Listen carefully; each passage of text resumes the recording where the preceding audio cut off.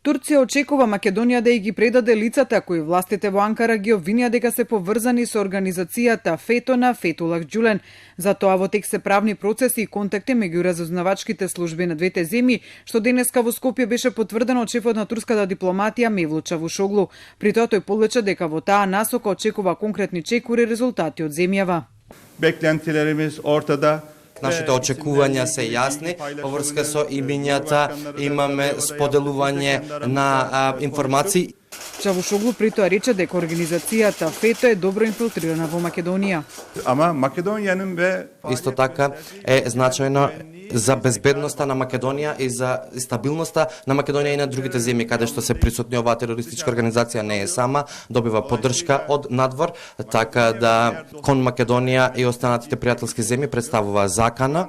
Сега одредени земји вршат притисок, но во иднина кога Македонија или другите наши пријателски земји ќе се соочуваат со потешкоти, повторно Турција ќе дојде да напомош, така да очекуваме конкретни чекори во насока во темава на ФЕТО од нашата пријателска Македонија. Шефот на македонската дипломатија Никола Димитров, кој му беше домаќин на Чавушоглу, изрази политичка волја земјава да ја помогне на Турција во врска со проблемот кој таа го има со ФЕТО, зашто тој потврди дека постои извонредна соработка меѓу двете разузнавачки служби.